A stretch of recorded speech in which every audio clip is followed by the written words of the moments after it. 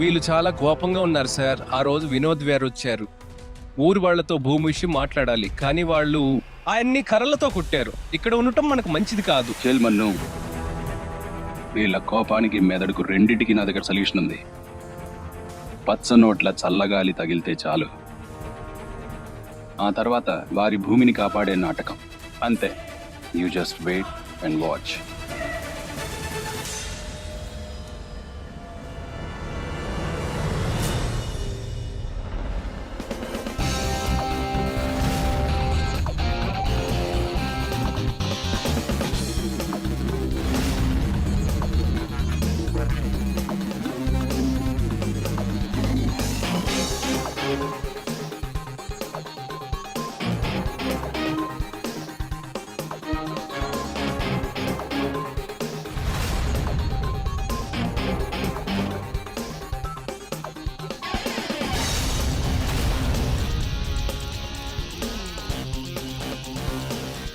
మీకోసం నా దగ్గర దీనికంటే ఎక్కువ డబ్బు ఉంది.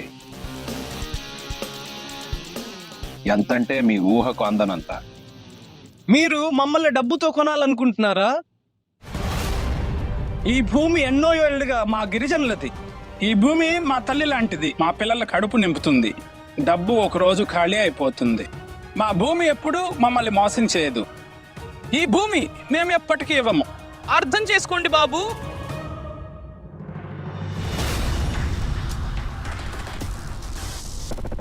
అరే, బ్రాండ్ న్యూ షూస్ పాడైపోయాయి. మన్ను, డిక్కీలోంచి బ్రీఫ్ కేస్ తీసుకురా. మీ తర్వాతి 5 తరాలు కూర్చొని తిన్న కరగనంత డబ్బు నేను మీకు ఇవ్వగలను. ఎందుకంటే ప్రతి మనిషికి ఒక రేటు ఉంటుంది. ఇంకా ఈ భూమి గీమి నాటకాలు వదిలేయండి. మీరు డబ్బు కోసం పిల్లల్ని కూడా అమ్మేసుకుంటారు కదా. ఇది కేవలం ఒక మామూలు భూమి. మీరు మీ రేట్ చెప్పండి, నేను నా ఖజానా తెరుస్తాను. ఏయ్, నీకెంత ధైర్యం? ఏయ్, పదండి, కర్రలు తీసుకొద్దాం. ఇదిగో చూడు, నేను ఆనంద్ ఠాకూర్ గారి బావమరిది మాత్రమే కాదు, సలహాదారుణ్ణి కూడా. నా సలహా లేకుండా ఆయన ఏ పని చేయరు. ప్రతిదీ నన్ను అడిగే చేస్తారు. మీరు నాకు ఇన్ఫార్మ్ చేయకుండా రోహిత్ ను ఒంటరిగా విజయపూర్ కు ఎందుకు పంపారు? అక్కడ వాళ్ళ గురించి మీకు తెలుసు కదా. నా రోహిత్ కి ఏమైనా అయితే మొత్తం నా కొడుకు గురించి నాకు బెంగ లేదనుకుంటున్నావా? రాముడికి ఆంజనేయుడు ఎప్పుడు ఎలా తోడుగా ఉంటాడు, అలాగే మన అబ్బాయితో కూడా వాడు ఆంజనేయుడు తోడుగా ఉన్నాడు. రోహిత్తో పాటు రాజు వెళ్ళాడు. లక్ష్మణ్, పెదబాబు గారు, రాజు వెళ్ళాడు కదా తోడుగా. మీరు చెప్పాల్సిన అవసరం లేదు బాబు గారు. రోహిత్ బాబు ఎక్కడుంటే మన రాజు అక్కడ ఉంటాడు.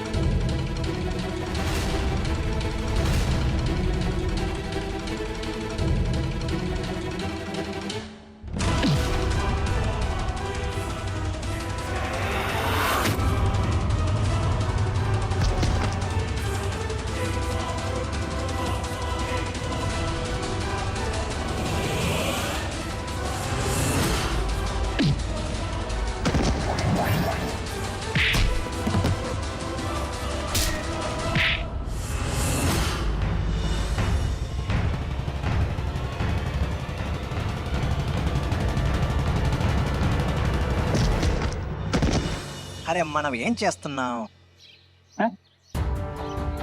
అంటే మీరంతా కలిసి ఒకేసారిగా చిన్నబాబు గారిని అటాచ్ చేస్తారా? మన చిన్నబాబు గారు అనుకుంటే కనుక తన వెంట 400 మందిని తీసుకురాగలడు. ఎంతమంది? 400. కానీ ఆయన అలా చేశాడా? చేయలేదు కదా. పెద్ద పెద్ద నీళ్ళ ట్యాంకర్లు తీసుకురాగాడు, కానీ ఆయన అలా చేశాడా? చేయలేదు కదా. కానీ ఆయన అలా ఎందుకు చేయలేదో చెప్పండి, నేను చెప్తాను. ఈ మట్టి చూస్తున్నారా? ఆ? ఇది ఎంత మీదో మాకు కూడా అంతే. మన చిన్నబాబు గారు ఉన్నారే, ఈ మట్టిని నాశనం చేయడానికి రాలేదు, దానిని కొనడానికి వచ్చారు. అంతేకాకుండా మన చిన్నబాబు గారు ఉన్నారు కదా, ఆయన తన అభివృద్ధితో పాటు మీరు కూడా అభివృద్ధి చెందాలనుకుంటున్నారు. ఇప్పుడు మీరు నాకు ఒక విషయం చెప్పండి, ఒకవేళ ఇక్కడ ఆసుపత్రి ప్రారంభిస్తే ఉపయోగం ఎవరికి? అరే చెప్పండి.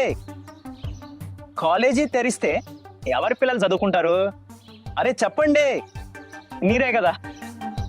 ఇప్పుడు ఇక్కడికి ఆసుపత్రిని ఎవరు తీసుకొస్తారు? అవునా, కాలేజీ ఎవరు తీసుకొస్తారు? అరే తెరవండి. మీ బుర్రలో మూసుకుపోయిన తలుపును తెరవండి, దాని తెలివిని కొంచెం పెంచండి. కానీ ఆ స్కూల్, కాలేజీ, ఆసుపత్రి డబ్బున్న వాళ్ళదే అవుతాయి కదా. అబ్బా బాబాయ్, మళ్ళీ అదే మాట అన్నావు కదా. కేవలం మీసాలు పెంచారు, కాస్త బుర్ర కూడా పెంచాల్సిందే. చూడండి, మన చిన్నబాబు గారు ఉన్నారు కదా, ఆయన పేద ధనిక మధ్య భేదభావం చూపరు. ఇప్పుడు నన్నే తీసుకోండి, అచ్చం హీరోలా ఉందని కదా. చెప్పండి, హీరోలా లేనా? చూడండి, ఇప్పుడు నేను మీకు నిజం చెప్తాను. నిజానికి నేను చిన్నబాబు గారి డ్రైవర్ కొడుకుని. ఈ జాకెట్ ఉంది కదా, ఇది కూడా చిన్నబాబు గారిదే. ఈ టీ షర్ట్ ఉంది కదా, ఇది కూడా చిన్నబాబు గారిదే. మరి ఈ జీన్స్ ఉంది కదా, ఇది కూడా చిన్నబాబు గారిదే. ఇంకా ఇది కాస్త ఎక్కువైంది, అవునా? సరే మీరు చెప్పండి, ఇలా చేసే ఎంతమంది ధనవంతులు మీకు తెలుసు? చూడండి, చిన్న విషయం, నా అన్నయ్య, నా యజమాని మీ అందరి దగ్గర మీ భవిష్యత్తును తీర్చిదిద్దే అవకాశం అడుగుతున్నారు. మీ వృద్ధాప్యంలో మీకు తోడుగా నిలబడాలని ఆశిస్తున్నారు. నాకు దీని మీద పూర్తి నమ్మకం ఉంది. అంటే మీరు కాదని చెప్పరని? నీకు ఈ భాగస్వామ్యం సరేనా? చెప్పండి.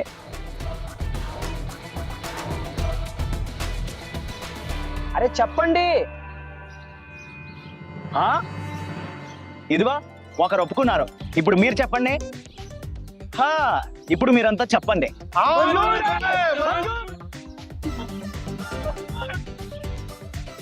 సరే, ఒప్పుకున్నారా? వా, ఒప్పుకున్నట్లయితే అయితే చెయ్యి కలపండి.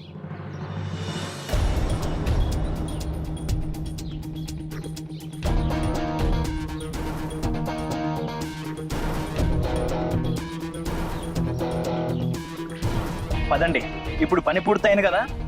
సరే, మళ్ళీ కలుద్దాం, సరేనా? ఇక మీరు మీ డబ్బు తీసుకుని వెళ్ళండి, సరేనా? వెళ్ళండి వెళ్ళండి.